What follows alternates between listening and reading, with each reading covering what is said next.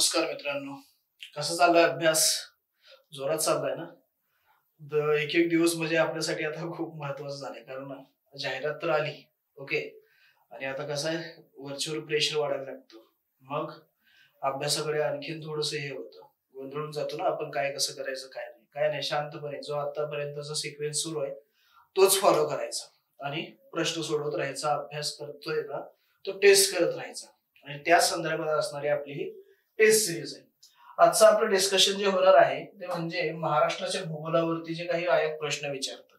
जरी संख्या कमी वाटत असली तरी महत्वाचा असणारा हा घटक आहे, कारण एकदम साधा सिंपल असा घटक आहे महाराष्ट्राचा भूगोल. आणि त्यातला प्रश्न आपल्याला आला आणि तो यायलाच पाहिजे. म्हणजे प्रश्न आयोगाने विचारला तर त्याचं उत्तर हे यायलाच पाहिजे. हातचे मार्क्स आहेत, सोडून द्यायचे नाहीत. ओके. कारण माहिती आहे आपल्याला एक एक मार्काने आता मेरिट म्हणजे भयानक अवस्था आहे. ओके, चला सुरुवात करूया आपल्या महाराष्ट्राच्या भूगोल या विश्लेषण घटकाला. यातला पहिला प्रश्न जो आहे तो म्हणजे खालीलपैकी योग्य विधाने निवडा. आता विधान काय केलेली आहेत बघा.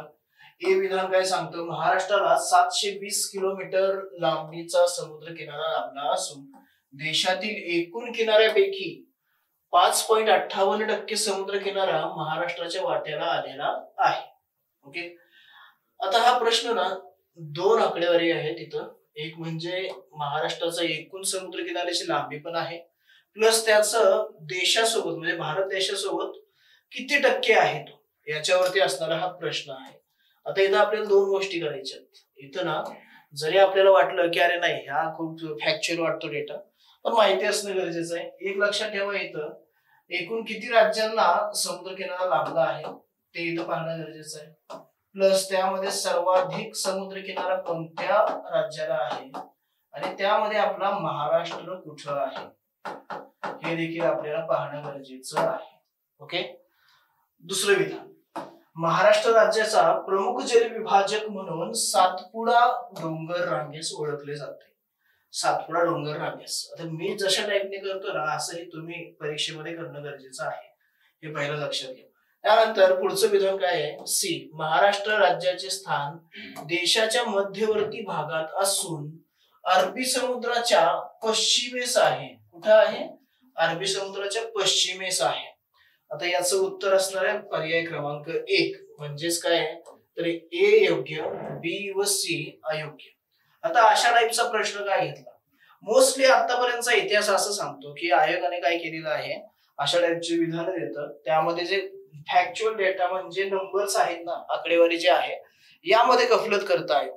पण कधी कधी असंही निदर्शनास येतं की जे डेटा आहे म्हणजे आकडेवारी आहे ती अगदी बरोबर असते, पण आपली मानसिकता त्यावेळेस असणार आपल्यावरती प्रेशर, या सर्व गोष्टीचा परिणाम आपण काय करतो ना, यार इथं काहीतरी नक्कीच चुकीचं असणार आहे, दोन आकडे दिलेले आहेत यापैकी काहीतरी यांनी घोळ घातलेला असणार आहे असं वाटतं.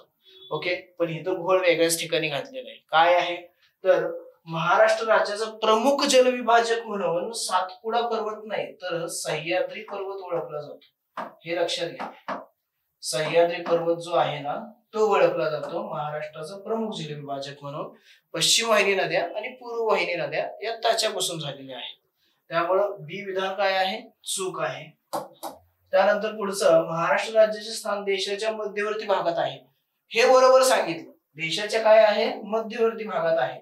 आपण इथपर्यंतच विधान वाचतो आणि आपल्याला वाटतं की नाही आता पुढे पण बरोबरच असणार आहे. पुढे काय सांगितलं त्यांनी की महाराष्ट्राचं स्थान कुठं आहे तर अरबी समुद्राच्या पश्चिमेस आहे. अरबी समुद्राच्या पश्चिमेस इथं आहे अरबी समुद्र आणि या बाजूला आहे महाराष्ट्र. मग मला सांगा, आता महाराष्ट्र इकडं आहे पूर्व, इकडं आहे पश्चिम. महाराष्ट्राच्या पश्चिमेला अरबी आहे, अरबी समुद्र, ना की अरबी समुद्राच्या पश्चिमेला महाराष्ट्र. तर महाराष्ट्र कुठे असेल, अरबी समुद्राच्या पूर्वेकडे असणार आहे. आणि याने काय सांगितलं, पश्चिमेला, म्हणजे हे विधान चुकीचं आहे. आणि आयोगाने गेम कसा खेळला असता इथं लक्षात घ्या, म्हणजे आपणही तसाच खेळलाय. तर तुम्हाला लक्षात येईल इथं की महाराष्ट्र राज्याचे स्थान देशाच्या मध्यवर्ती भागात आहे. आपण इथपर्यंत वाचतो, कॉन्फिडेंट राहतो की नाही पूर्ण विधान बरोबरच असणार आहे. पुढे गेलं की काय केलं यांनी, या ठिकाणी बदल केला. आलं लक्षात? तर याचं उत्तर असणार आहे पर्याय क्रमांक 1, ए फक्त विधान योग्य आहे, बी आणि सी अयोग्य आहे. त्यामुळे विधान वाचत असताना व्यवस्थित काळजीपूर्वक वाचणं हा इथून मिळालेला आपल्याला काय आहे, शिकवण आहे, हे लक्षात घ्या. ओके, तिथंही असेच प्रश्न असतात. वेळ भरपूर आहे आपल्याकडे, घाई करायची नाही, शांतपणे वाचायचं. काही महत्वाचे कीवर्ड्स असतील त्यांना हायलाइट करा, अंडरलाईन करा, त्याच्यावरती परत विचार करा की हे स्टेटमेंट बरोबर आहे का, तो बरोबर पश्चिमेलाच आहे की पूर्वेला आहे. मग इथं तुम्हाला आणखीन एक गोष्ट मदत करू शकते, ते म्हणजे नकाशे. नकाशे, भूगोलाचा अभ्यास करत असताना नकाशे नेहमी सोबत ठेवा. मॅप हे नेहमी सोबत असणं गरजेचं आहे, म्हणजे आहेच. नकाशाशिवाय भूगोल वाचायला जायचं नाही. हा जर इथं प्रश्न पाहिला ना तर लक्षात येईल तुमच्या. देशाच्या मध्यवर्ती स्थान पण आहे. ओके, सातपुडा आपल्या डोक्यावरती इकडं नाहीये, आणि सातपुडापासून ज्या नद्या वाहतात त्या पश्चिम वाहिनी आहेत. नर्मदा उत्तरेकडून वाहते आणि तापी दक्षिणेकडून वाहते. मग ह्या सर्व गोष्टी कुठे कळतात आपल्याला, तर आपल्याला त्या नकाशाच्या माध्यमातून चांगल्या पद्धतीने लक्षात ठेवता येतात. त्यानंतर जाऊया पुढच्या प्रश्नाकडे. पुढचा प्रश्न आहे, खाली दिलेली विधाने विचारात घ्या. काय विधानं आहेत, तर भीमा व कृष्णा नद्यांच्या उगमाच्या क्षेत्राजवळ सह्याद्री पर्वत कंकण आकृती झालेला आहे. त्यानंतर बी विधान काय सांगतं, भीमा नदीच्या दक्षिणेस महाबळेश्वर येथे कृष्णा नदीचा उगम असून तिथेच कोयना नदीचा देखील उगम झालेला आहे. वरील विधानामधून अचूक, या असे कीवर्ड्स खूप महत्वाचे. तुम्ही अभ्यास केलेला असतो, खूप चांगला अभ्यास असतो, फक्त गफलत अशा गोष्टीमुळे होते. काय विचारले, अचूक. अचूकचा अर्थ होतो बरोबर. आपल्याला काय विचारले, त्यांनी बरोबर विधान विचारलेले आहेत. मग वरील पैकी बरोबर विधान कोणतं आहे, तो पर्याय आपल्याला शोधायचा आहे. भीमा व कृष्णा नद्यांच्या उगम क्षेत्राजवळ सह्याद्री पर्वत कंकण आकृती झालेला आहे. कंकण आकृती पर्वत झालाय, पण तो भीमा व कृष्णा या नद्याजवळ झालेला नाहीये. भीमा व कृष्णा अगदी सह्याद्री पर्वताच्या ना अगदी दक्षिणेकडे येतात, आणि सह्याद्री पर्वत कंकण आकृती कुठे झाला, या असं वरती उत्तर ह्याच्यामध्ये झालेला आहे. तिथं कोणत्या नद्या आहेत ते विचारलं, तर इथं ना वैतरणा आणि सावित्री या नद्या आपल्याला दिसून येतात. वैतरणा आणि सावित्री नद्यांजवळ तो कंकण आकृती झालेला आहे. त्यामुळं ए विधान काय आहे, चूक आहे, आणि बी विधान अगदी बरोबर आहे. म्हणून पर्याय क्रमांक 2 हे योग्य उत्तर असणार आहे. आलं लक्षात. त्यानंतर पुढचा प्रश्न, योग्य जोड्या जोडवायच्यात आपल्याला. गॅलियम, व्हॅनेडियम, सिलिकामय वाळू आणि खनिज तेल, म्हणजे महाराष्ट्रात सापडणारी खनिज जे आहेत त्याच्या संदर्भात असणारा हा प्रश्न आहे. आणि भंडारा, गोकर्ण, नागपूर आणि सिंधुदुर्ग व रत्नागिरी अशा टाइप मध्ये इथं पुढचे त्याच्या जोड्या दिलेल्या आहेत. आता जोड्या लावायच्या प्रश्नामध्ये एक लक्षात घ्या, 1-2 जरी जोड्या तुम्हाला माहित असतील ना तर तुम्ही डायरेक्ट उत्तरापर्यंत पोहोचू शकता. जसं की गॅलियम हे जे खनिज आहे ते नागपूर इथे आढळतं. कुठे आढळतं, तर नागपूरला आढळतं. त्यामुळं ए साठी आपल्याला 3 हा पर्याय हवा. आता ए साठी 3 पर्याय असणार, एकच आहे, म्हणजे आपण उत्तर लगेच देऊ शकतो इथं, बरोबर आहे. किंवा हा माहिती नाहीये तुम्हाला, दुसऱ्या पर्यायाचा विचार करा. व्हॅनेडियम हे खनिज कुठे आढळतं, तर ते आढळतं भंडारा आणि गोंदियामध्ये. हे जरी माहिती असतं तरी तुम्ही उत्तरापर्यंत पोहोचू शकला असता, म्हणजे पर्याय क्रमांक 3 हे योग्यच आहे. त्यानंतर सिलिकामय वाळू, सिलिकामय वाळू कुठे आढळते, आता लक्षात घ्या, इथं कन्फ्युजन होऊ शकतं. कोकण आणि सिंधुदुर्ग, रत्नागिरी, कारण समुद्र किनारा आहे आणि त्याच्याशी रिलेटेड असणारा हा पर्याय. ओके, पण ते आढळतं ते म्हणजे सिंधुदुर्ग आणि रत्नागिरी या जिल्ह्यामध्ये. आणि खनिज तेलाचा एकत्रित विचार केला तर त्यासाठी कोकण असं मेन्शन केलेलं आहे. कोकण म्हणलं की संपूर्ण कोकणाचा भाग येतो, आला लक्षात. पण त्यामध्ये स्पेसिफिक जर करायचं म्हणलं तर मग आपण इथं म्हणू शकतो याला कोकणामध्ये रायगड आहे, आणि याच बरोबरीने मुंबई हा जो आणि मुंबईचा जो भाग आहे त्याच बरोबरीने वसईचा एक भाग आहे, या भागामध्ये देखील हे मिळू शकतं. ओके, स्पेसिफाय केलं आपण त्याला आणखी, म्हणजे स्पेसिफिक नावच जर आली, नावं जर विचारली तर यापैकी कुठलाही ऑप्शन तुम्ही निवडू शकता जर असेल तिथं, जर नसेल तर कोकण, हे लक्षात ठेवा. त्यानंतर पुढचा प्रश्न, योग्य पर्याय निवडायचा आहे. महाराष्ट्र राज्याचे प्रमुख 5 प्रादेशिक विभागात वर्गीकरण केले जाते. प्रादेशिक विभाग, प्रशासकीय विभाग गोंधळ करायचा नाही. म्हणून सांगेल सुरुवातीला काय प्रश्न आहे तो व्यवस्थित वाचा, असंच त्याला गोल करून ठेवा. त्यानंतर महाराष्ट्र राज्याची निर्मिती झाली त्यावेळी राज्यात 24 जिल्हे व 227 तालुके होते. नंबर आले, त्यामुळे आणखी इथं थोडंसं काळजीपूर्वक. क्षेत्रफळाच्या दृष्टिकोनातून औरंगाबाद प्रशासकीय विभाग सर्वात मोठा आहे. त्यानंतर महाराष्ट्रातील क्षेत्रफळाने सर्वात लहान जिल्हा मुंबई उपनगर आहे. आता क्रॉस चेक करूया काय आहे इथं एक्झॅक्टली. महाराष्ट्र राज्याचे प्रमुख 5 प्रादेशिक भागात वर्गीकरण केले जाते. बरोबर आहे विधान. कोकण आहे, खानदेश आहे, पश्चिम महाराष्ट्र आहे, मराठवाडा आहे आणि विदर्भ आहे. हे 5 प्रादेशिक विभाग आहेत. प्रशासकीय विभागांचा विचार केला तर ते 6 प्रशासकीय विभाग येतात. म्हणून इथं गोंधळ होता. आपल्याला काय वाटलं असतं पहिलं स्टेटमेंट चुकीचं आहे, कारण का प्रादेशिक विभाग म्हणले की आपलं प्रशासकीय विभाग क्लिक होतं. आपण म्हणतो 6 आहेत आणि तिथंच आपण काय करतो गोंधळ करतो, म्हणतो नाही हे चुकीचं आहे, मला हे चुक असणारा पर्याय हवाय, मग तुम्ही इथं जाता नाहीतर इथं जाता, पण ते चुकीचं झालं असतं. त्यानंतर पुढचा ऑप्शन पाहूया. बी काय सांगतो, महाराष्ट्र राज्याची निर्मिती झाली त्यावेळी राज्यात 24 जिल्हे आणि 227 तालुके होते. तर हे चुकीचं आहे. ज्यावेळी राज्याची निर्मिती झाली त्यावेळी 26 जिल्हे होते आणि 235 तालुके होते. किती होते? 235 तालुके आणि 26 जिल्हे होते. नंतर ती संख्या वाढत गेली. त्यानंतर क्षेत्रफळाच्या दृष्टिकोनातून सी विधान हे परफेक्ट बरोबर आहे. काय आहे तर प्रशासकीय विभागानुसार औरंगाबाद प्रशासकीय विभाग हा सर्वात मोठा असलेला दिसून येतो. आणि त्यानंतर डी विधान चुकीचं आहे, कारण मुंबई उपनगर नाही तर मुंबई शहर हा काय आहे सर्वात लहान जिल्हा आहे, ज्याचं क्षेत्रफळ 154 आहे आणि मुंबई उपनगराचं जे आहे ते 400च्या जवळपास समथिंग काहीतरी असं असलेलं दिसून येतं. 400 स्क्वेअर किलोमीटर आणि याचं 154 स्क्वेअर किलोमीटर एवढं आहे. ओके, त्यामुळे याचं उत्तर असेल पर्याय क्रमांक 3. ए व सी बरोबर आहे, तर बी हे चुकीचं आहे आणि डी हे पण चुकीचं आहे. त्यानंतर पुढचा प्रश्न, योग्य पर्याय करायचा आहे. 3 विधानं दिलेली आहेत. पहिलं विधान काय सांगतं ते पाहूया. सह्याद्री पर्वताचा महाराष्ट्राच्या हवामानावर सर्वाधिक परिणाम झालेला आहे. बी विधान, दक्षिण महाराष्ट्रात उन्हाळ्यात पडणारा पाऊस कोल्हापूर जिल्ह्यात सर्वाधिक पडतो. आणि त्यानंतर डॉक्टर त्रिवार्थाच्या हवामान वर्गीकरणानुसार कोकणात BS प्रकारचे हवामान आढळते. असेच 3 स्टेटमेंट आहेत. तर ए हे विधान बरोबर आहे, कारण महाराष्ट्राच्या हवामानावरती सर्वाधिक परिणाम हा सह्याद्री पर्वतात झालेला आहे. कारण सह्याद्री पर्वताने जलविभाजक तर आहेच तो, पण त्यासोबत काय होतं, नैऋत्य मान्सून वारे जे येतं ते त्याला अडवलं जातं आणि तिथं कोकणामध्ये काय होतं, पश्चिम घाटामध्ये खूप मोठ्या प्रमाणामध्ये पाऊस पडतो. पण तेच काय होतं, ज्यावेळी नैऋत्य मान्सून वारे सह्याद्रीला ओलांडून महाराष्ट्रामध्ये एंटर होतं त्यावेळी एक पर्जन्य छायेचा प्रदेश निर्माण होतो आणि त्याची लांबी मराठवाड्याच्या बॉर्डर पर्यंत जाते आणि मराठवाड्यापासून परत पुढे काय होतं, पावसाचं प्रमाण वाढायला लागतं.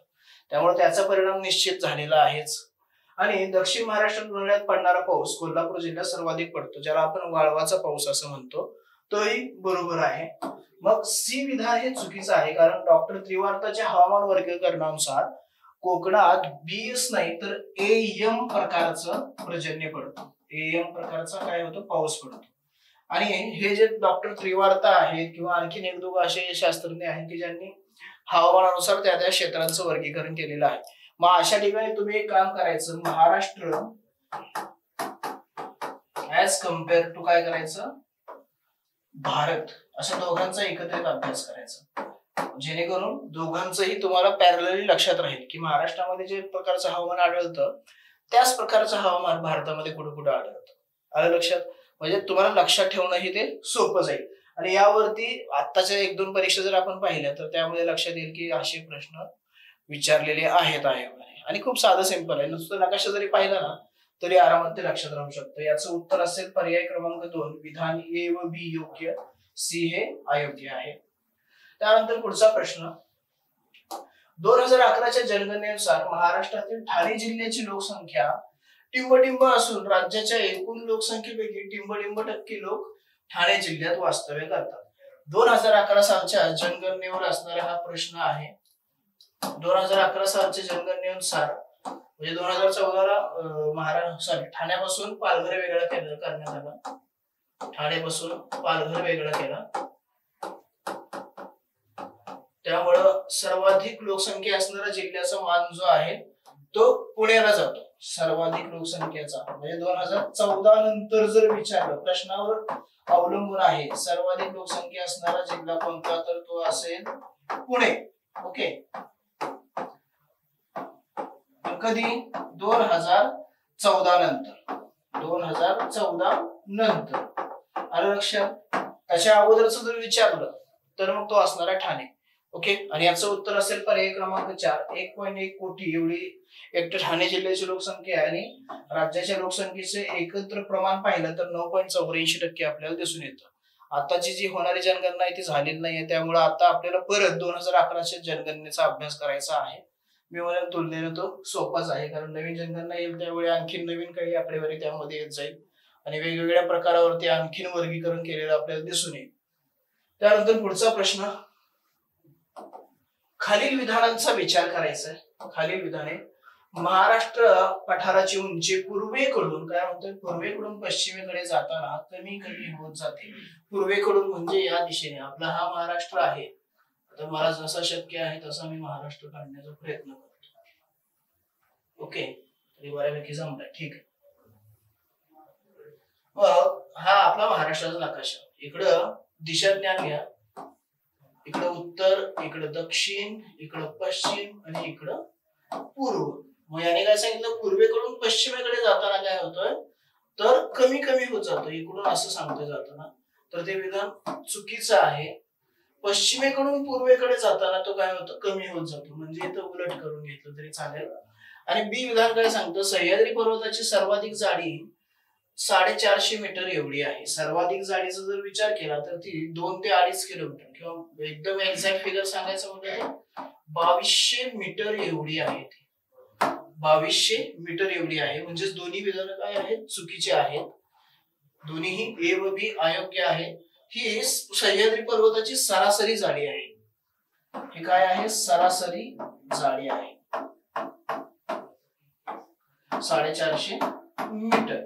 आता हे लक्षात ठेवण्यासाठी एक विचार करा ना, नद्यांचा प्रवाह कोणत्या दिशेला वाहतो त्यावरून लक्षात येईल. साधं लॉजिक आहे, युनिव्हर्सल लॉ आहे की उताराच्या दिशेनेच पाणी वाहतं. मग नद्या कोणत्या दिशेने वाहतात तर पूर्वेकडे वाहतात. पश्चिमेकडे वाहतात का, नाही वाहत.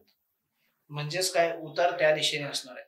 अधिक जाडी कुठे असणार आहे, पश्चिमेकडे. आणि सह्याद्री पण आहे तिथं, त्यामुळे काय झालं, तो भाग उंच गेला आणि पूर्वेकडे काय झाला, तो उतार निर्माण झाला. ओके. त्यानंतर पुढच्या प्रश्नाकडे जाऊया. महाराष्ट्रात पडणाऱ्या वार्षिक पर्जन्यावर सर्वाधिक परिणाम घडवून आणणारा घटक कोणता?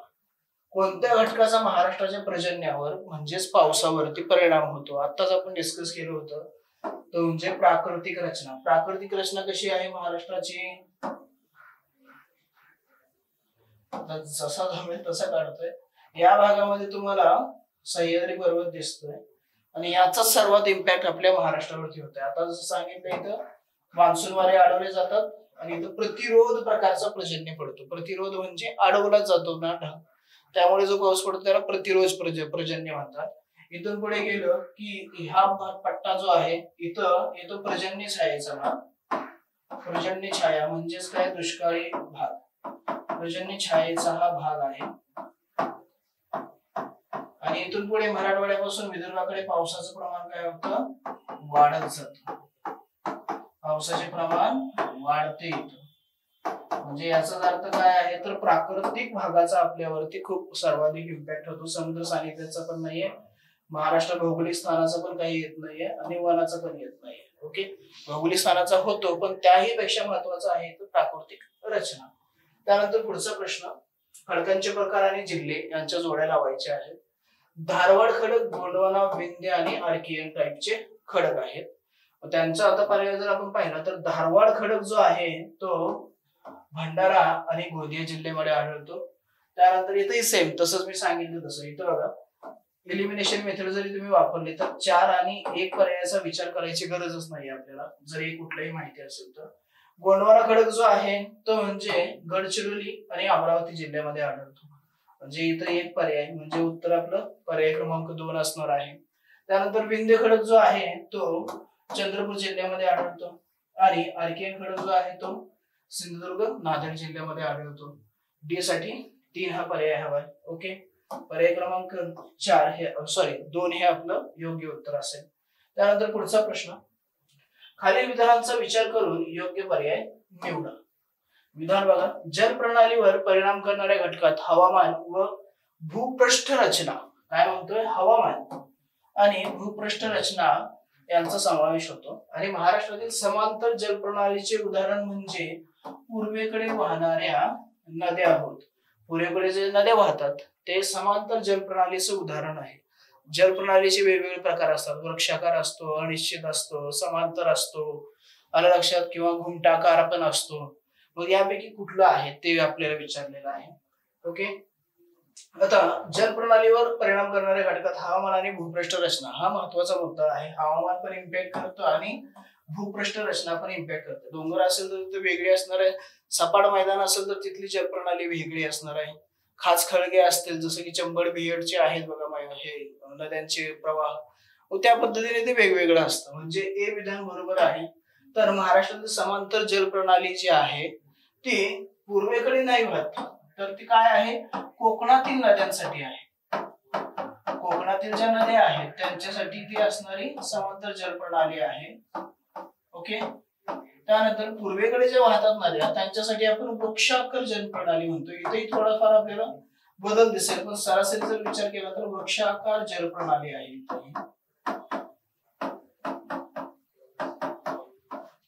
आणि भंडारा आणि गोंदिया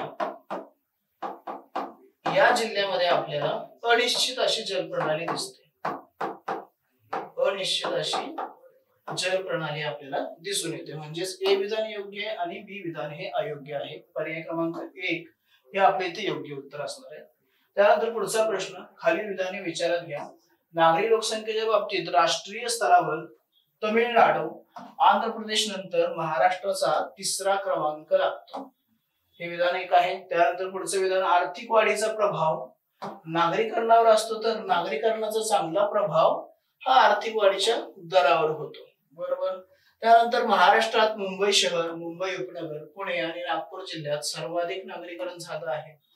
मुंबई शहर व ठाणे या जिल्ह्यांचे 100% नागरीकरण झालेले आहे. आता यापैकी जर उत्तर पाहिलं आपल्याला काय विचारले, अचूक विधानाचा पर्याय निवडायचा आहे. अचूक म्हणजेच काय, बरोबर असणाऱ्या विधानाचा पर्याय निवडायचा. आणि विधान बी व सी योग्य आहे. डी पण चुकीचं आहे आणि ए पण चुकीचं आहे. आता का चुकीचे ते शोधूया. नागरी लोकसंख्येच्या बाबतीत राष्ट्रीय स्तरावर 2011 ची आकडेवारीचा विचार केलेला आहे. इथं तमिळनाडू व आंध्र प्रदेश नंतर महाराष्ट्राचा 3रा क्रमांक लागतो. विधान बरोबर आहे पण अर्धच बरोबर आहे. आता चूक कुठे केली तर इथं आंध्र प्रदेश नाहीये, तर इथं काय आहे, केरळ आहे. म्हणजे विचार करा किती कन्फ्युजन क्रिएट केलेलं आहे. इथं विधान बरोबर आहे, फक्त अर्ध बरोबर आहे. एक चूक काय केली तर आंध्र प्रदेश नसून केरळ आहे तिथं. आणि खाली डी मध्ये काय चूक केली त्यांनी, तर डी मध्ये ठाणे जिल्हा नाहीये, तर ठाण्याच्या ऐवजी काय आहे, मुंबई उपनगर आहे. काय आहे, उपनगर आहे. मुंबई उपनगर आहे. हे मुंबई शहर आणि मुंबई उपनगर हे असे 2 जिल्हे आहेत की ज्यांचं 100% नागरीकरण झालं. त्यामुळे पर्याय क्रमांक 3 हे आपलं इथे योग्य उत्तर असणार आहे. त्यानंतर पुढचा प्रश्न थोडा मोठा आहे बघा. महाराष्ट्रातील नदी प्रणालीबाबत योग्य पर्याय निवडा. गोदावरी नदीचे खोरे भारतातील 2ऱ्या क्रमांकाचे खोरे आहे. 100% विधान बरोबर आहे. ओके, त्यानंतर पुढे, वर्धा नदीचा उगम मध्य प्रदेशातील बैतूल येथे होतो. इथपर्यंत बरोबर आहे. तिच्या प्रवाहामुळे वर्धा अमरावती जिल्ह्याची सरहद्द निर्माण होते. हे पण अगदी बरोबर विधान आहे. त्यानंतर पुढे, पैनगंगा नदीचा उगम अजिंठा डोंगरात होतो व ती दक्षिणेकडे वाहत जाऊन वर्धा नदीला मिळते. जर पैनगंगाचा उगम अजिंठा डोंगरात झाला आणि ती दक्षिणेकडे व्हायला लागली म्हणजे अशी खाली जाईल, आणि वर्धा नदी या भागामध्ये राहते. मग ती येऊन हिला मिळणार कधी अशी? साधं लॉजिक आहे. नकाशा पाहिला असता तर हे विधान लगेच कळालं असतं. त्यामुळे हे विधान चुकीचं आहे. तर ती दक्षिणेकडे नाही, पश्चिमेकडे वाहते. काय होते? पश्चिमेकडे ती वाहत आहे. त्यानंतर कृष्णा ही महाराष्ट्रातील महत्वाची नदी असून तिच्या 1400 किलोमीटर प्रवाहापैकी 451 किलोमीटरचा प्रवाह महाराष्ट्रातून वाहतो. इथपर्यंत तर विधान बरोबर आहे, पण 451 नाही तर तो आहे 254 किलोमीटरचा प्रवाह. ही काय समथिंग काहीतरी, पण हे विधान चुकीचं आहे. 451 ही भीमा नदीची लांबी आहे. महाराष्ट्रातील एकूण लांबीची आहे ना ती 451 आहे भीमा नदीची. त्यामुळं सी आणि डी हे चुकीचे आहेत. ए आणि बी हे फक्त योग्य आहे. त्यामुळे पर्याय क्रमांक 3 हे आपल्या इथं योग्य उत्तर असेल. महाराष्ट्र पठाराविषयी पुढील विधाने विचारात घ्या. पठारावरती असणारा हा प्रश्न. महाराष्ट्र पठाराची निर्मिती भ्रंशमूलक ज्वालामुखीच्या उद्रेकातून झालेली आहे. महाराष्ट्र पठारावरील लावा प्रामुख्याने ऍसिडिक प्रकारचा लावा आहे. त्यानंतर मुंबई समुद्राच्या बाजूकडे महाराष्ट्र पठाराची जाडी ही जास्त आहे. मुंबई म्हणलं की ती कोकणाकडे असणार आहे. बरोबर आहे. आपल्याला अचूक विधान म्हणजेच काय बरोबर विधान विचारलेली आहेत. बरोबर आपल्याला पर्याय शोधायचा. यापैकी महाराष्ट्र पठाराची निर्मिती भ्रंशमूलक ज्वालामुखीच्या झालेली आहे. बरोबर आहे. भ्रंशमूलक ज्वालामुखी पासून काय झालेली आहे? महाराष्ट्राच्या पठाराची निर्मिती झालेली आहे. भेगा पडतात आणि त्यामधून लावा येतो वरती आणि तो जमिनीवरती पसरला जातो. अशा पद्धतीने महाराष्ट्र पठाराची काय झालेली आहे? निर्मिती झाली. हे विधान हे काय आहे? योग्य आहे. महाराष्ट्र पठारावरील लावा प्रामुख्याने ऍसिडिक नाहीये, तो बेसिक प्रकारचा लावा असा आहे. बेसिक प्रकारचा लावा आहे. कारण याच्यामध्ये फरक काय? ऍसिडिक लावा जो असतो ना तो घट्ट असतो, तर बेसिक लावा हा काय असतो? पातळ म्हणूया आपण त्याला, किंवा द्रव स्वरूपात असतो. बेसिक आहे म्हणून तो पसरला ना, म्हणून पठाराची निर्मिती झाली. जर ऍसिडिक लावा असता तर ज्वालामुखी पर्वताची निर्मिती झाली असते. हा बेसिक फरक लक्षात घ्या. म्हणजे जगाच्या भूगोलासोबत रिलेट करणार आहे बघा हा प्रश्न. जर ऍसिडिक असता तर ज्वालामुखी पर्वताची निर्मिती झाली असती, आणि बेसिक असता तर मग पठाराची निर्मिती झाली असती. त्यामुळे विधान बी चुकीचं आहे. आणि मुंबईच्या आता हे तर माहितीये कोकणामध्ये सह्याद्री पर्वत आहे, तिकडच्या पश्चिमेकडे आपली जाडी जास्त आहे, हे आपण पाहिलेलंच आहे. ओके, त्यामुळे याचं उत्तर असेल पर्याय क्रमांक 3 ए आणि सी हे विधान बरोबर आहे. पुढचा प्रश्न खालील विधाने विचारात घ्या. महाराष्ट्र पठारावरील तापी पूर्णा नदी खोरे हा खचदरीचा प्रदेश आहे. ओके, त्यानंतर महाराष्ट्र पठारावरील गोदावरी खोऱ्याचा आकार एखाद्या नरसाळ्याप्रमाणे दिसतो. हेही बरोबर आहे. महाराष्ट्रातील सर्वाधिक विस्ताराचे खोरे म्हणून तापी पूर्णा नदी खोरे ओळखले जाते. तापी पूर्णा नदी खोरे ओळखले जाते. अशा टायमाला काय होतं माहिती आहे ना, पहिले 2 स्टेटमेंट बरोबर, तिसरं पण बरोबरच असणार आहे. वरीलपैकी अयोग्य नसलेला म्हणजे आपल्याला असा पण ऑप्शन दिसतोय. पण इथं लक्षात घ्या, तापी पूर्णा खोरे महाराष्ट्रातील नाही तर ते गोदावरी नदी खोरे आहे.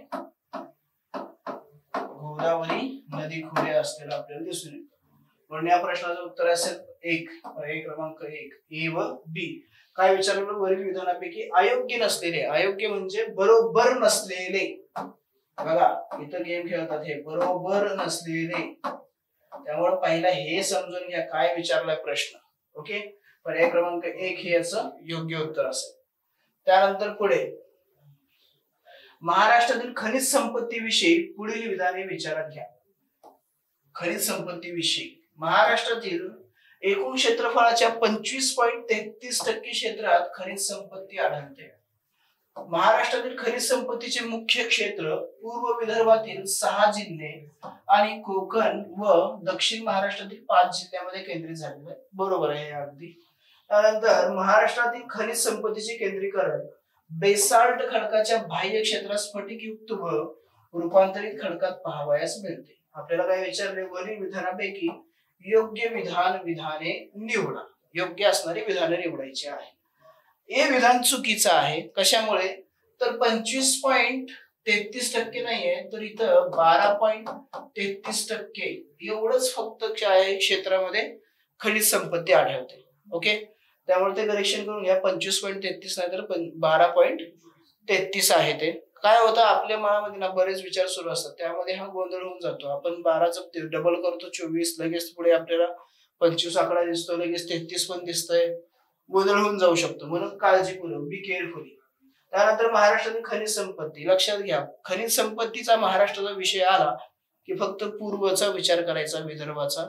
ते पण विदर्भाचा पूर्व भाग, नागपूर, गोंदिया, गडचिरोली, भंडारा, चंद्रपूर, ओके, एवढ्यापर्यंत. काही थोड्याफार प्रमाणात यवतमाळचा काही भाग येतो.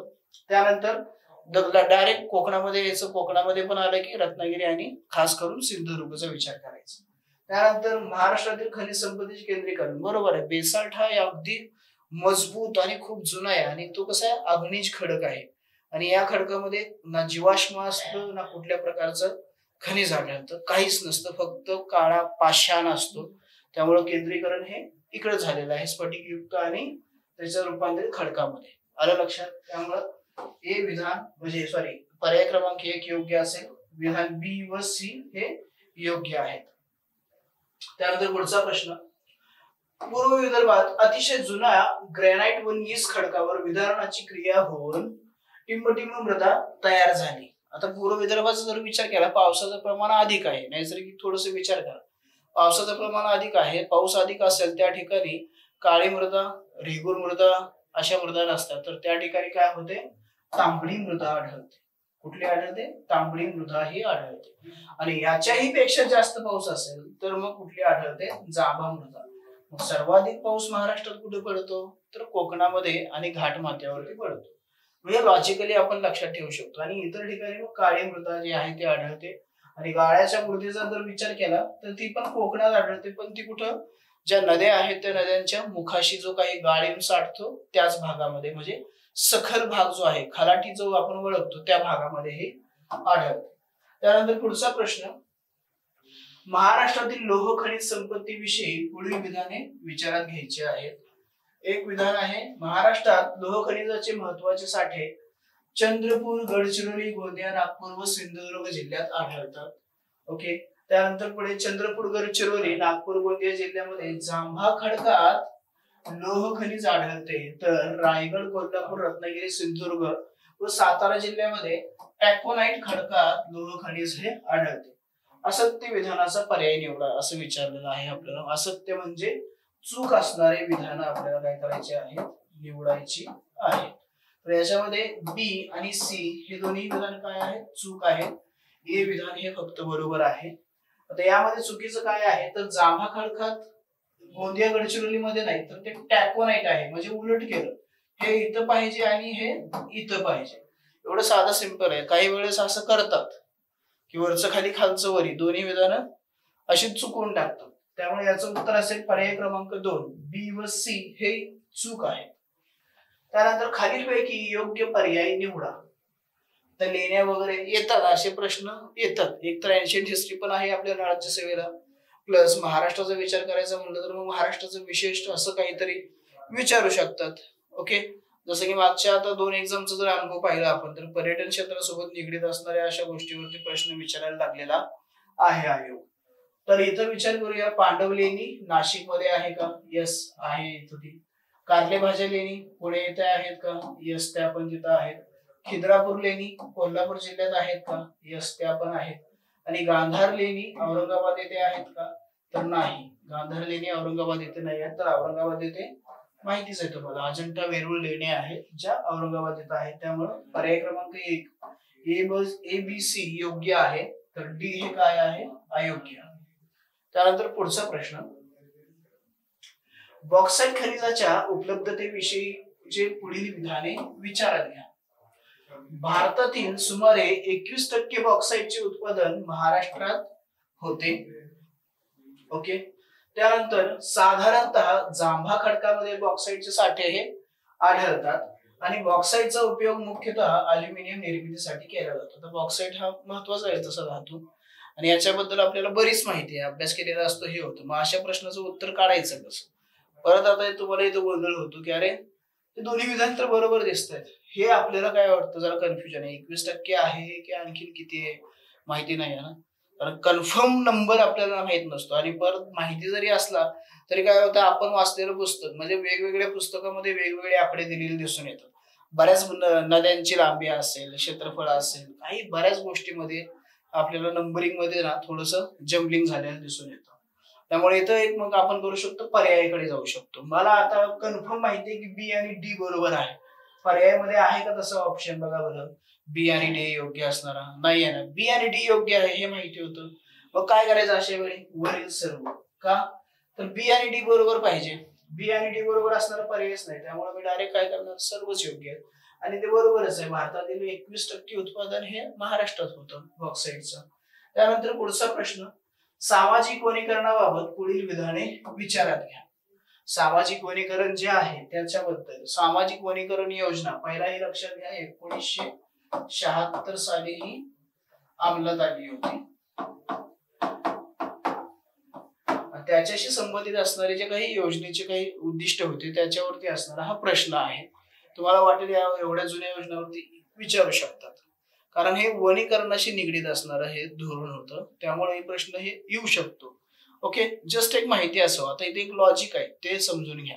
आताच्या कंडिशन मध्ये आणि त्यावेळेसच्या परिस्थितीमध्ये वेगळा म्हणजे वेगळे पण होतं. आताची परिस्थिती खूप वेगळी आहे, आधुनिक काळामध्ये जगतो. त्यावेळेस 1976 म्हणजे भारत काही एवढा प्रगत झाला नव्हता.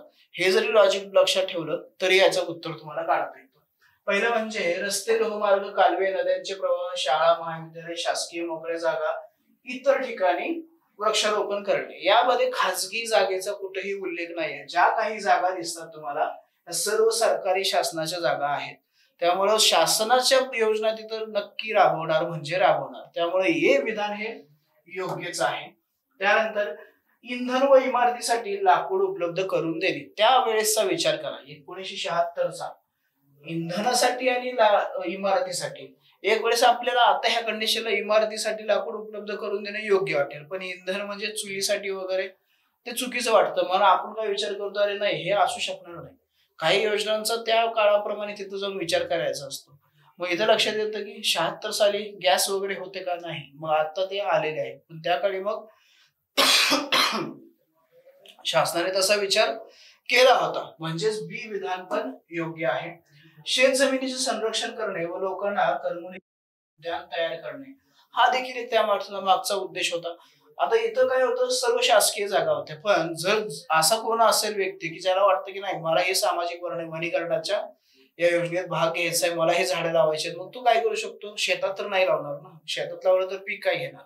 मग तो काय करेल, तर शेताच्या बांधाच्या कडेने झाडे लावेल. आणि लक्षात, आणि दुसरा एक उद्देश काय होतो, उद्यान, तिथेही झाडच लावतो आपण. म्हणजे तिन्ही विधान काय आहेत तर योग्य असलेले आपल्याला दिसून येतात. ओके, त्यानंतर पुढचा प्रश्न, चुनखडीच्या साठ्याविषयी पुढील विधाने विचारात घ्या. चुनखडीचे साठे आहेत त्याच्याबद्दल असणारा प्रश्न आहे.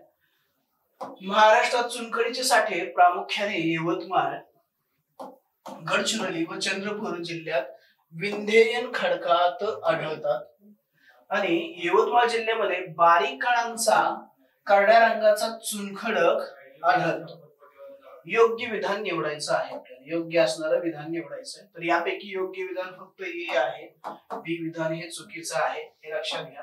चुनखडक तिथं आढळतो, पण यवतमाळ जिल्ह्यामध्ये जो बारीक कणांचा व करड्या रंगाचा चुनखडक जो आढळतो ना, ते विधान चूक आहे, हे लक्षात घ्या. ते विधान चुकीचं आहे. त्यानंतर पुढचा प्रश्न, खालील विधाने विचारात घ्या. 2011च्या जनगणनेनुसार महाराष्ट्रातील ग्रामीण लोकसंख्या सुमारे 6.5 कोटी एवढी आहे. 2001 ते 11 या दशकात महाराष्ट्रातील ग्रामीण लोकसंख्या सुमारे 3% वाढली आहे. ग्रामीण लोकसंख्या 3% वाढली असं म्हणतो ते. त्यानंतर 2001 ते 2011 या दशकात ग्रामीण लोकसंख्या वाढीचा दर सर्वाधिक जास्त नंदुरबार जिल्ह्यात आहे. तर 2011च्या जनगणनेनुसार महाराष्ट्रातील शहरी लोकसंख्या 5,08,00,000 एवढी आपल्याला दिसून येते. तर वरील विधानापैकी अचूक विधाने म्हणजेच बरोबर असणारी विधाने आपल्याला निवडायची आहेत. आणि याचं उत्तर असेल पर्याय क्रमांक 3, ए, बी व डी हे योग्य आहेत. तर सी विधान चुकीचं आहे. बरोबर आहे ना. 2011च्या जनगणनेनुसार महाराष्ट्र ग्रामीण म्हणजे महाराष्ट्रात 45-55 असा रेशो आहे. 45% महाराष्ट्रातली जनता ही शहरामध्ये राहते, तर 55% जनता ही काय होते, ग्रामीण भागामध्ये राहत असताना आपल्याला दिसून येते. मी जनरलाइज आकडे सांगतो, फॅक्ट मध्ये बघायला गेलं तर 43-44% आसपास काहीतरी आहे तो आकडा. त्यानंतर 2001 ते 2011 दशकात महाराष्ट्रातील लोकसंख्या, ग्रामीण लोकसंख्या सुमारे 3% वाढली आहे. बरोबर आहे तेही. त्यानंतर ग्रामीण लोकसंख्या वाढीचा सर्वाधिक दर नंदुरबार जिल्ह्याचा जास्त आहे, तर तो नाहीये. इथं मे बी गडचिरोली असावं, मलाही आता एकदम कन्फर्म आठवत नाहीये, तरी पण आपण क्रॉस चेक करूया, पुढे सांगेन तुम्हाला मी. आणि 2011च्या जनगणनेनुसार महाराष्ट्रातील शहरी लोकसंख्या 5 कोटी, म्हणजे इथं आणि इथं तुम्हाला एक्झॅक्ट नंबर जरी माहिती नसेल तरी तुम्ही रेशो वरून देखील काढू शकता. 11 कोटी लोकसंख्या, 6.5 किंवा 6.25 कोटी ग्रामीण भागात आहे आणि 5.5 कोटी शहरी, म्हणजेच काय रेशो आपल्याला दिसतो 45-55चा.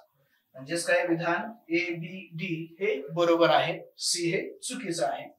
त्यानंतर पुढचा प्रश्न, स्थलांतराच्या परिणामाविषयीची पुढील विधाने विचारात घ्या. आता स्थलांतराचा काय संबंध भूगोलामध्ये वाटतं ना, लोकसंख्येसोबत निगडीत असणारा घटक आहे. जनगणना टॉपिक आहे, त्यासोबत असणारा निगडीत असणारा हा घटक आहे. निर्गमन क्षेत्रापेक्षा आगमन क्षेत्रात स्थलांतराचे अधिक चांगले परिणाम दिसून येतात. त्यानंतर स्थलांतरामुळे निर्गमन क्षेत्रातील लोकसंख्या घटते. कुठं? निर्गमन क्षेत्रातील लोकसंख्या घटते, तर आगमन क्षेत्रातील लोकसंख्या वाढते. शब्द साधं सिंपल आहे, शब्द फक्त वेगळे वापरले, त्यामुळे थोडस गोंधळ होऊ शकतो. आगमन क्षेत्रात बुद्धिवंत व कार्यक्षम लोकसंख्येची भर पडल्यामुळे आगमन क्षेत्र आर्थिक विकासाला पोषक ठरते. तिन्ही विधानं बरोबर आहेत. आता एक उदाहरण सांगतो, त्यावरून हे तिन्ही स्टेटमेंट तुम्हाला क्लिअर होतील.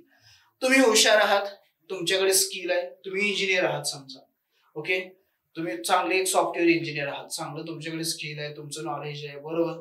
तुम्ही काय केलं, तुम्ही समजा एखाद्या मागास भागामध्ये राहताय, तुम्हाला तिथं नोकरीची संधीच नाहीये, आलं लक्षात. तुम्ही काय केलं, स्थलांतर केलं पुण्यामध्ये आला, तुम्ही एखाद्या IT कंपनीमध्ये जॉब मिळाला, तुम्हाला वर्षाचं म्हणजे 12 लाखाचं पॅकेज भेटलं, म्हणजे महिन्याला 1 लाख रुपये पगार तुम्हाला आता मिळतोय. तुमचं येण्यामुळे काय झालं, तुम्ही त्या ठिकाणी हुशार होता, म्हणजे तिथं हुशार असणाऱ्या लोकांची संख्या काय झाली, कमी झाली, ती पुण्यामध्ये वाढली.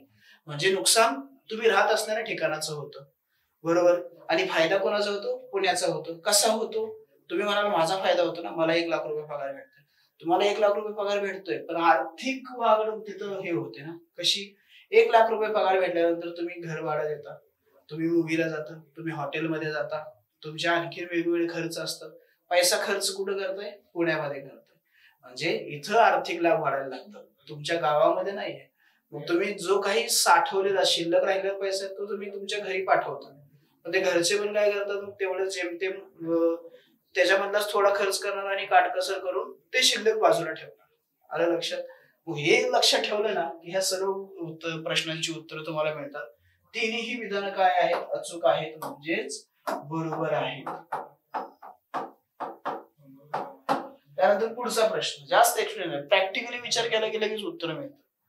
वैद्यकीय पर्यटनाविषयी पुढील विधाने विचारात घ्या. असा एखादा प्रश्न असतोच, येत असेल उत्तर द्यायचं, नसेल स्किप करायचं, वाचला असेल ठीक आहे. आता हे असे प्रश्न घेतले का तर तुम्हाला हे माहिती असावं. आता तुम्ही जरी मागचे पेपर काढून पाहिले किंवा जो येणारा पेपर आहे तो जरी पेपर तुम्ही पाहिला आणि मग मला सांगा की तुम्ही म्हणलं होते खरं होतं. जेवढे प्रश्न आहेत त्यापैकी एखादा प्रश्न असा असतोच की जो असाच आम्हाला धक्के कुठून तरी टाकलेला असतोच असं नाहीये, कधी कधी असतो कधी कधी नसतो, पण मोस्टली प्रोबॅबिलिटी असण्याची असते. मग अशा प्रश्नांना सरळ बगल द्यायची, माहिती असेल तर ठीक, ओके. हा प्रश्न काय आहे बघा, औषध उपचाराला पर्यटनाचा आधार घे, रुग्णांना आजाराच्या चक्रव्यूहातून बाहेर काढणे म्हणजेच वैद्यकीय पर्यटन होय. विधान बरोबर आहे. औषध उपचाराचा पण उपाय घ्यायचा. जे रुग्ण आहेत, काही लोकांना बाहेर न जाता येत, ट्रीटमेंट नाही घेता येत, मग अशा लोकांना ट्रीटमेंट प्लस पर्यटन दोन्ही गोष्टी एकाच पॅकेज मध्ये देऊन टाकायच्या. त्यानंतर महाराष्ट्रात सरकारी अधिकारी, वैद्यकीय पर्यटन मंडळ इत्यादीच्या प्रयत्नातून सुरू केलेल्या टास्क फोर्सच्या माध्यमातून वैद्यकीय पर्यटन लोकप्रिय झालेले आहे. ऑब्विसली सरकारची योजना म्हणजे सरकारलाच पुढाकार घ्यावा लागतो, लोक थोडंच हे करणार आहेत, लोकांना ते दाखवून द्यावं लागतं. म्हणून दोन्ही विधान इथं काय आहेत अशा ठिकाणी बरोबर असलेले आपल्याला दिसून येतात. इथं विचारले अचूक नसलेली विधानं, खरा पर्याय इथं आहे अचूक नसलेली, म्हणजेच काय तर बरोबर नसलेली विधानं असं विचारलं होतं, पण दोन्ही विधानं बरोबर आहेत, त्यामुळं ए व बी दोन्ही नाही असा पर्याय आपल्याला निवडायचा आहे. पर्याय क्रमांक 4 हे इथं योग्य उत्तर असेल. त्यानंतर पुढचा प्रश्न, पुढील विधानापैकी चुकीच्या विधानाचा पर्याय निवडा. कोकण व दक्षिण महाराष्ट्रातील मॅग्नेटचे उत्पादन उघड्या खाणीतून आणि मानवी कष्टातून घेतले जाते, म्हणजे मशीनचा वगैरे वापर केला जात नाही असं ते म्हणतं. त्यानंतर कन्नान व तुमसर येथे फेरोमॅग्नीज बनवण्याची संयंत्रे उभारण्यात आली आहेत. तर सी विधान सांगतं महाराष्ट्रात मॅग्नेटचे प्रमुख साठे भंडारा नागपूर जिल्ह्यात असून त्या खालोखाल सिंधुदुर्ग जिल्ह्याचा क्रमांक लागतो. आपल्याला चुकीच्या विधानाचा पर्याय विचारला आणि चुकीचं विधान आहे बी, म्हणजेच काय होतं, कन्नान व तुमसर येथे फेरोमॅग्नीजची संयंत्रे उभारण्यात आलेली आहेत. यंत्रे उभारलेली नाहीये. दोन्ही काय सांगतं इथं, पहिलं विधान जर विचार केला तर मानवी कष्टातून काढलं जात आहे, मग यंत्र असतील का हो? नाही आहे ना, म्हणजेच काय ए व सी योग्य आहे, तर बी विधान काय आहे, अयोग्य आहे. ओके, त्यानंतर जाऊया पुढच्या प्रश्नाकडे. सिंधुदुर्ग किल्ल्यामध्ये छत्रपती शिवाजी महाराजांचे मंदिर उभारण्यात आले आहे. ओके, आणि किल्ल्याच्या प्रवेशद्वारापाशीच महाराजांच्या तळहाताचा व पायाचा ठसा पाहावयास मिळतो. हे विधान बरोबर आहे. त्यानंतर बी, साल्हेर किल्ल्यावरून हेरगिरी करता येत असल्यामुळेच या किल्ल्याला सहा हेर किंवा साल्हेर या नावाने ओळखले जाते. आता हा असा प्रश्न आहे ना, जो महाराष्ट्राच्या भूगोलावरती किंवा महाराजांच्या वेळेचा जो इतिहास आहे त्याच्याशी रिलेट असणारा प्रश्न वाटतो आपल्याला. ओके, ठीक आहे, चला माहिती तरी भेटेल आपल्याला काय आहे. त्यानंतर सातारा जिल्ह्यातील प्रतापगडावरील भवानी मातेचे मंदिर बांधण्यासाठी राजस्थानातून उत्कृष्ट शिळा मागवण्यात आली होती. राजस्थान मधून मागवली नव्हती, तर ती नेपाळ येथून मागवली होती. नेपाळ येथून शिळा मागवण्यात आली होती, म्हणजे सी विधान चुकीचं आहे.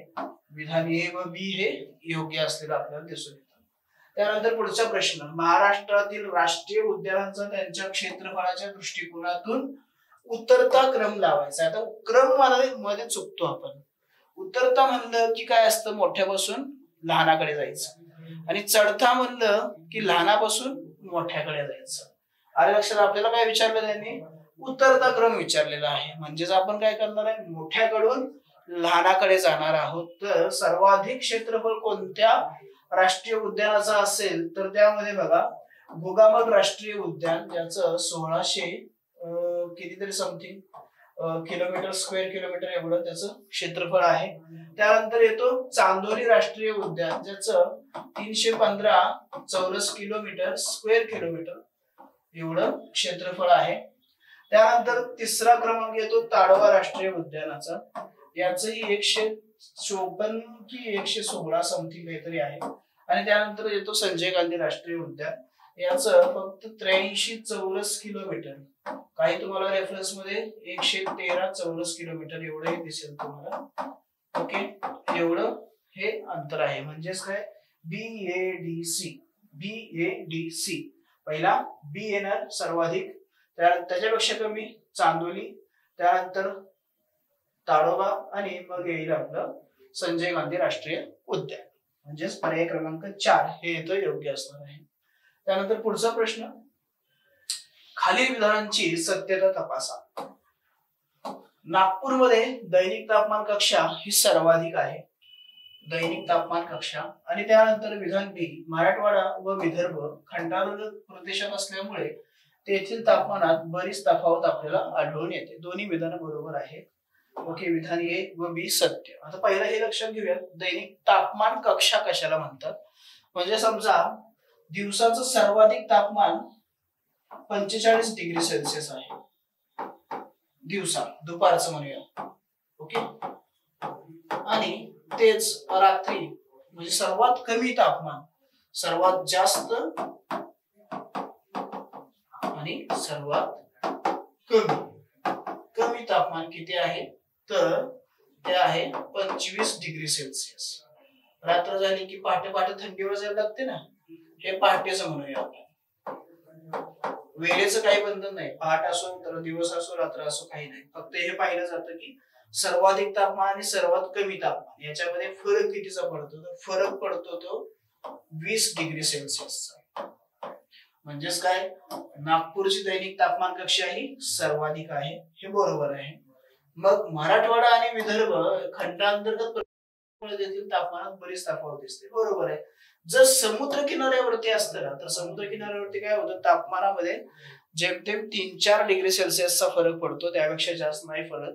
पण खंडांतर्गत जो भाग असतो ते काय होतं, दिवसा सूर्याच्या उष्णतेमुळे अधिक तापतो आणि नंतर काय होतं, लगेच थंड पण होतो. ओके, त्यामुळे हे दोन्ही विधान बरोबर आहेत आपली. त्यानंतर पुढचा प्रश्न, योग्य जोड्या जुळवायच्या आहेत. उपोष्ण कटिबंधीय सदाहरित वने, उष्ण कटिबंधीय आर्द्र पानझडी वने, उष्ण कटिबंधीय सदाहरित वने आणि उष्ण कटिबंधीय काटेरी वने, असे 4 हे आहेत. आणि पुढे पाऊस वनांचं ते सॉरी पर्जन्य उलट झालं, हे वने इकडे पाहिजे आणि पर्जन्य इकडे पाहिजे, थोडंसं करेक्शन करून घ्या.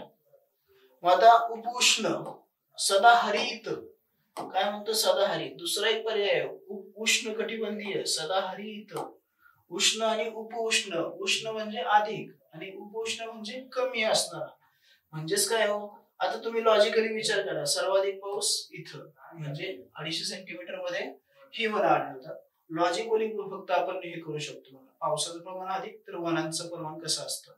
त्यानंतर उष्ण कटिबंधीय आर्द्र पानझडी वने. आर्द्र पानझडी म्हणजे काही वनांची पानं गळून पडतात आणि काहींची गळत नाही. मग असं कुठं असेल तर ते असणार आहे 120 सेंटीमीटर मध्ये.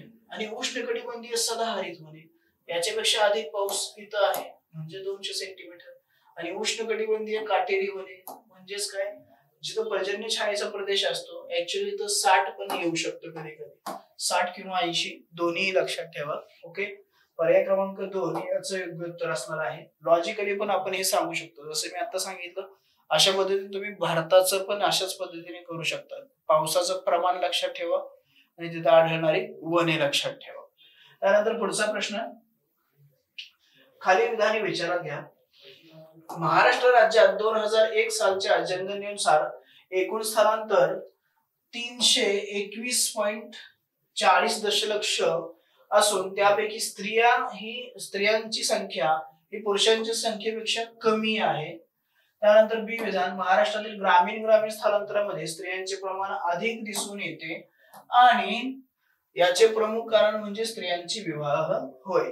वरील विधानापैकी असत्य विधान म्हणजे चुकीचं विधान आपल्याला काय करायचं आहे, निवडायचं आहे.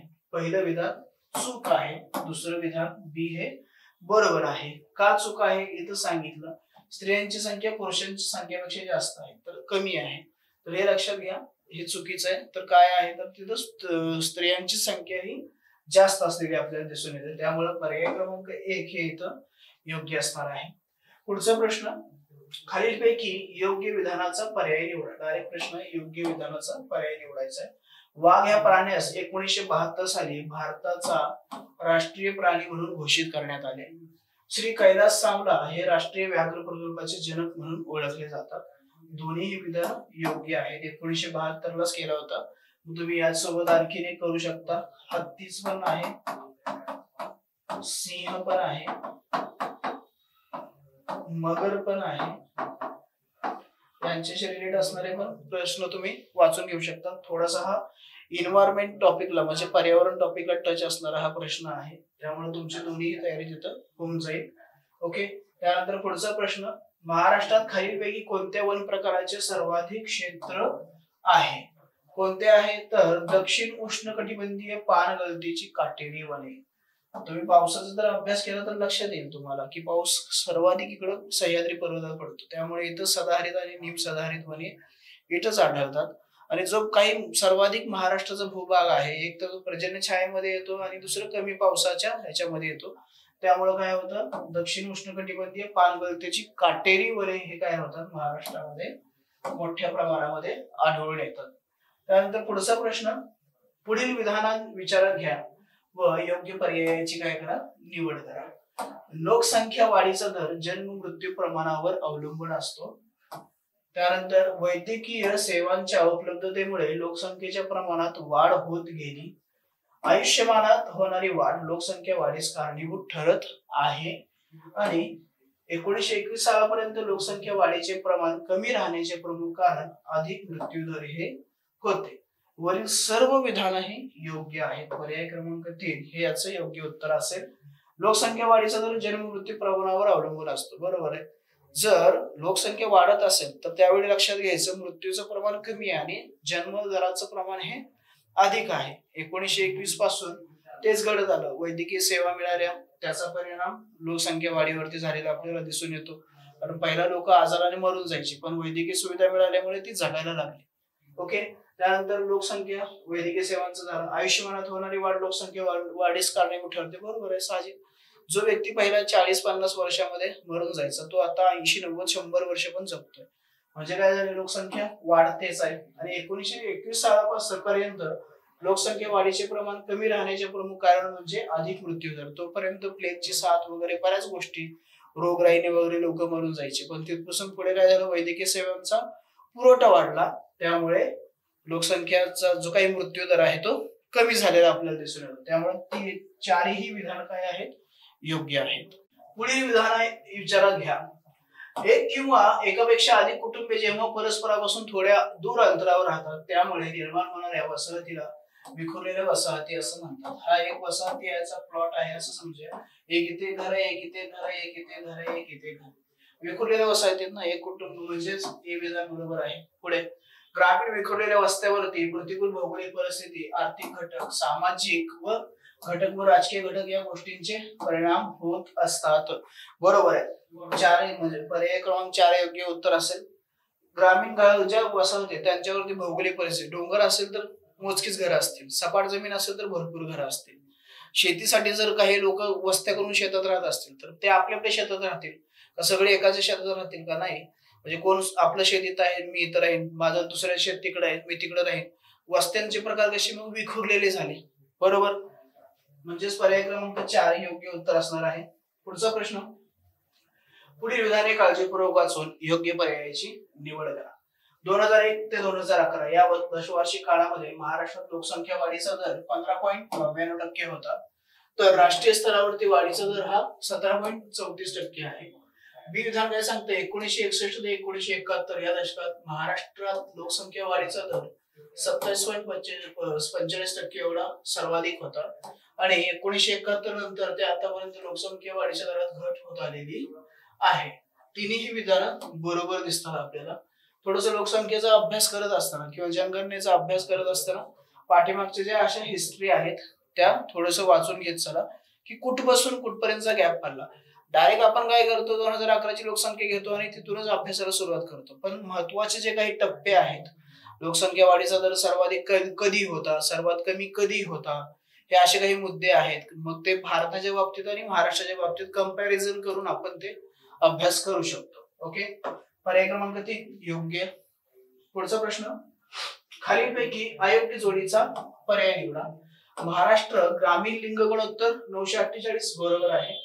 महाराष्ट्र नागरी लिंग गुणोत्तर 899 हेही बरोबर आहे. महाराष्ट्र ग्रामीण बाल लिंग गुणोत्तर 880 हेही बरोबर आहे. तर महाराष्ट्र नागरी बाल लिंग गुणोत्तर जे आहे, नागरी बाल लिंग गुणोत्तर ते 999 नाहीये तर 903 एवढं आहे. 903 हे बरोबर आहे. त्यामुळं चौथा पर्याय हा चुकीचा आहे. पुढचा प्रश्न. स्थलांतर संबंधी पुढील विधाने विचारात घ्या. बुद्धिमत्तांच्या स्थलांतरामुळे गरीब व विकसनशील देशांना मोठे नुकसान होते. सेम परत तेच लॉजिक लक्षात घ्या. इथं देशांचा विचार केला तिथं पूर्वी काहीच नव्हतं, फक्त डायरेक्ट सांगितलं होतं. जसं मी तुम्हाला सांगितलं तुम्ही गावाकडून पुण्यामध्ये जॉब साठी आलाय, तेच लॉजिक इथं लावायचंय. म्हणजे हे बरोबरच आहे. भारतातून बुद्धिमत्ताचे विकसित देशाकडे मोठ्या प्रमाणात स्थलांतर होत आहे, त्यास बुद्धिबळ असे म्हणतात. बरोबर आहे, बुद्धिबळ. भारतात बघा खूप अमेरिकेमध्ये जेवढे शास्त्रज्ञ आणि मोठमोठे डॉक्टर आहेत त्यामध्ये 80% लोक भारतातले आहेत. म्हणजे बुद्धिबळ हे होत आहे, ते मान्यच केलं पाहिजे. आणि बुद्धिमत्ताच्या स्थलांतरामुळे निर्गमन क्षेत्रावर वाईट परिणाम होतात. मग अशीच स्टेटमेंट थोडस फिरून आलं. होतात वाईट परिणाम. तुम्ही बुद्धिवंत आहेत, तुम्ही गाव सोडून पुण्यात आला, पुण्याचा फायदा तुमच्या गावाचं नुकसान झालं. म्हणजेच विधान ABC योग्य. पर्याय क्रमांक 3 याचं उत्तर. त्यानंतर पुढे खालील वसाहतीचा प्रकार विचारलेला आहे आणि अशा टाईपचे प्रश्न आलेले आहेत बरं का. काही वेळेस मागचा झाला ना प्रश्न, मी आकृती काढली इथं विखुरलेली घर, तसंही स्टेटमेंट देऊन प्रश्न विचारतील किंवा कधी असा डायग्राम देऊन डायरेक्ट प्रश्न विचारतील. त्यामुळे वसाहतीचा जो प्रकार आहे तो व्यवस्थित काळजीपूर्वक थोडस पाहून घ्या. साधा सिंपल आहे, लगेच लक्षात राहील. आता ही वसाहत जी आहे ती केंद्र त्यागी आहे. कशी आहे? केंद्र त्यागी आहे. इथं समजा एखादा चौक आहे किंवा काही महत्वाचं ठिकाण आहे, मग इथून काय झालं, पहिला हे घर झाली, हे घर झाली, ही नंतर मग ही घर झाली.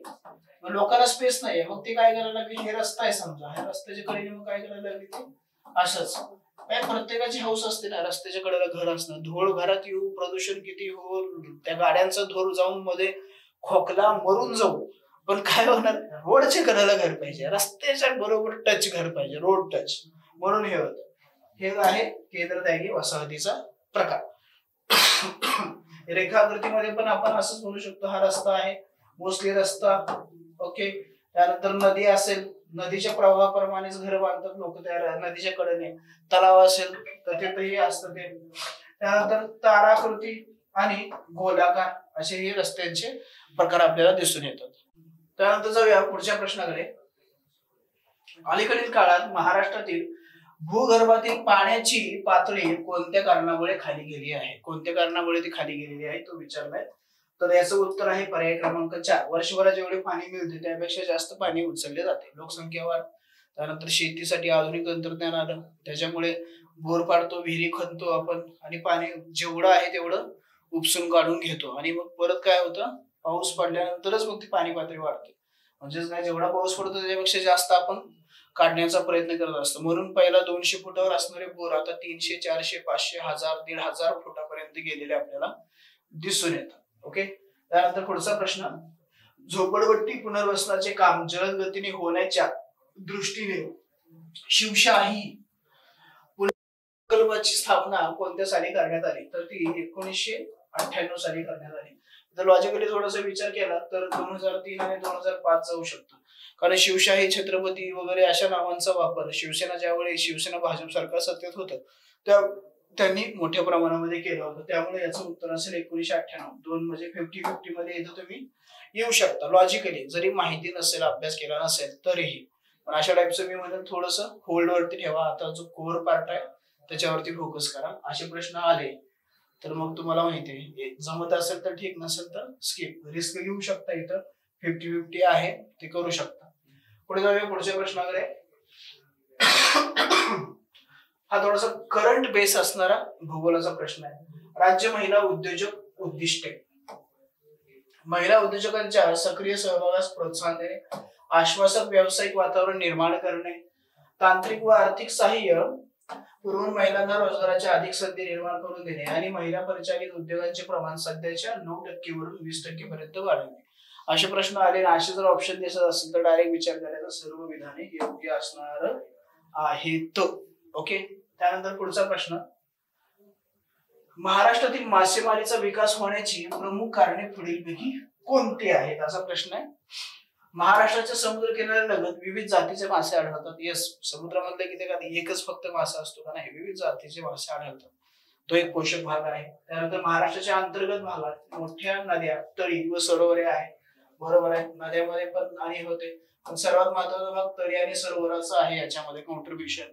त्यानंतर महाराष्ट्राचा किनारा जास्त दंतूर नसला तरी तो मासेमारीसाठी अनुकूल आहे. आणि डी, महाराष्ट्राला विस्तृत समुद्र किनारा लाभलेला आहे, तोही आहे. आताच आपण पाहिला 720 किलोमीटरचा आहे तो. महाराष्ट्रात मासेमारी व्यवसाय सहकारी तत्वावर चालत असल्याने मासेमारी व्यवसायाच्या विकासाला चालना मिळालेली आहे. सर्व पर्याय योग्य आहे. त्यानंतर पुढे आर्थिक भूगोलावरती नजर टाकून घ्या, त्यावरती असतात असे प्रश्न. जलयुक्त शिवार अभियानासंबंधी पुढील विधाने विचारात घ्या. चालू घडामोडी जुन्या जरी असल्या तरी आहे माहिती आहे आपल्याला, जुन्यावरती पण कधी कधी प्रश्न विचारतो, पण अशा महत्वाची योजना आहे त्यामुळे माहिती असणे गरजेचं आहे.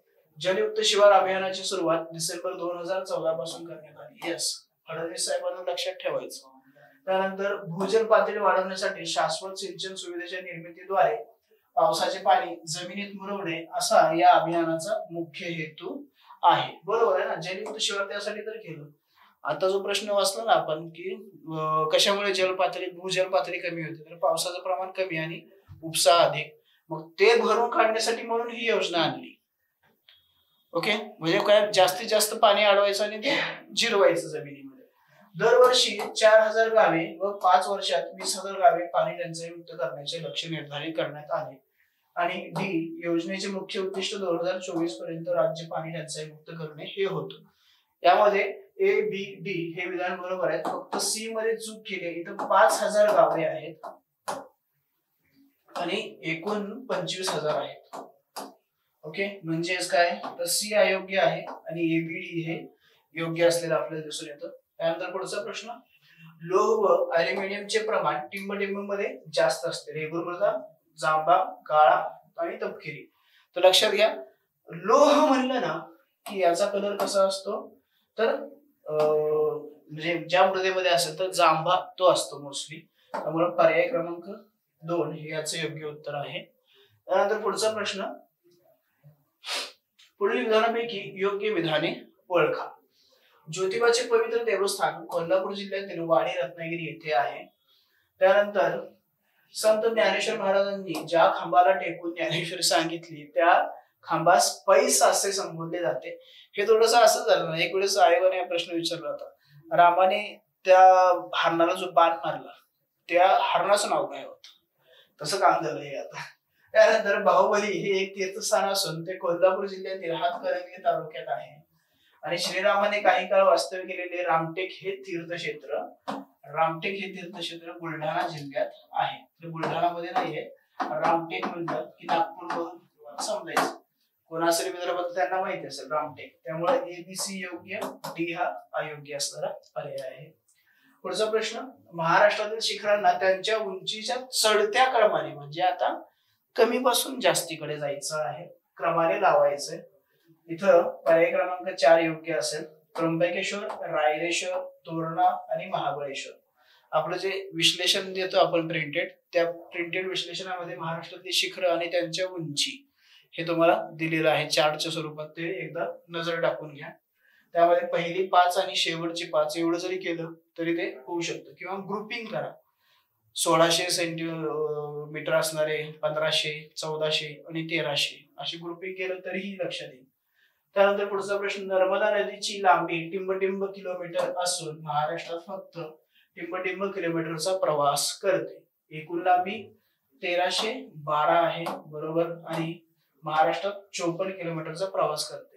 असाच प्रश्न मग तापी नदीवरती पण येऊ शकतो. त्यामुळे पॅरलली तुम्ही तापी नदीचा पण इथं विचार करणं गरजेचं आहे. त्यानंतर पुढचा प्रश्न, मृदा संधारण विभाग महाराष्ट्र राज्यातर्फे प्रकर्षित जल विभाजक कार्यक्रम कोणत्या वर्षी सुरू करण्यात आला, तर तो 1983 या वर्षी सुरू करण्यात आला होता. या योजनेत नुसतं यांची सुरुवात कधी झाली आणि उद्दिष्ट काय होते एवढं जरी पाहिलं तरी खूप आहे, नुसतं एक नजर टाकून घ्यायची फक्त. त्यानंतर पुढचा प्रश्न, खालील विधाने विचारात घ्या. टंगस्टन हा अत्यंत महत्वाचा युद्धोपयोगी धातू असून त्याचा धातू पाषाण उल्काम म्हणजेच WO3 आहे. टंगस्टनचे उत्पादन नियमित व मोठ्या प्रमाणावर लहान शिरांच्या रूपात व गाळाच्या साठ्यात भंडारा व गोंदिया जिल्ह्यात होते. भंडारा व गोंदिया जिल्ह्यात आढळणाऱ्या हिरव्या वर्गात सिझियम हे दुर्मिळ मूलद्रव्य थोड्या प्रमाणामध्ये आढळते. योग्य विधानं आपल्याला विचारलेली आहेत, तर विधानं योग्य आहेत ए व सी. ओके, टंगस्टन भंडारा आणि गोंदिया नाहीये, तर इथं नागपूर जिल्ह्यामध्ये फक्त आढळतं. एकच फक्त लक्षात ठेवा, टंगस्टन म्हणलं की नागपूरच हा पर्याय असणार आहे. त्यामुळं ए व सी हे पर्याय काय आहेत, योग्य आहेत. आणि शेवटचा प्रश्न, महाराष्ट्राच्या पर्जन्याविषयी योग्य पर्याय निवडा. पावसाचा कालावधी जून ते सप्टेंबर आहे. 85% पाऊस हा नैऋत्य मोसमी वाऱ्यापासून मिळतो. 15% पाऊस ईशान्य मोसमी वाऱ्यापासून मिळतो. आणि पावसाचे सरासरी प्रमाण 60 ते 600 सेंटीमीटर असलेले आपल्याला दिसून येते. सर्व पर्याय बरोबर आहे. सर्वात कालावधी जून ते सप्टेंबर, जून पासून पावसाला सुरुवात होते, मे संपला की पाऊस पडायला सुरू होतो. 85% नैऋत्येकडून पडतो आणि 15% पाऊस ईशान्य मोसमी वाऱ्याकडून म्हणजे परतीचा पाऊस येतो त्याच्याकडून मिळतो. आणि पावसाचे सरासरी प्रमाण 60 ते 600 सेंटीमीटर एवढं सरासरी असलेला आपल्याला दिसून येतो. सर्वाधिक पाऊस कोकणात आणि पर्जन्य छायेचा प्रदेश आणि त्यानंतर मग काय होतं, पावसाचं प्रमाण हे वाढत गेलेलं दिसून येतं. तर हे होतं महाराष्ट्राच्या भूगोलाच्या प्रश्नांचं विश्लेषण. ओके, अभ्यास करा आणि चांगला स्कोर करा हे लक्षात घ्या. जसे मी प्रश्नांची टेक्निक सांगितली ना, ते टेक्निक सर्वात महत्वाचे. कीवर्ड्स हायलाइट करा, अंडरलाईन करा, त्यांच्यावरती फोकस करा. वेळ आहे तुमच्याकडे, वेळ घ्या, व्यवस्थित प्रश्न वाचा, कीवर्ड्स व्यवस्थित वाचून घ्या. ओके, पूर्ण अभ्यास म्हणजे थोडाफार जरी आपल्याला वाटलं की अभ्यास कमी पडतोय तरी अशा टेक्निक वापरून आपण उत्तर काढू शकतो. ओके, भेटूया मग पुढच्या लेक्चरमध्ये. धन्यवाद. The officer your personal mentor चॅनलच्या नवनवीन अपडेट्ससाठी चॅनलला लाईक, सबस्क्राईब आणि शेअर करा. थँक्यू.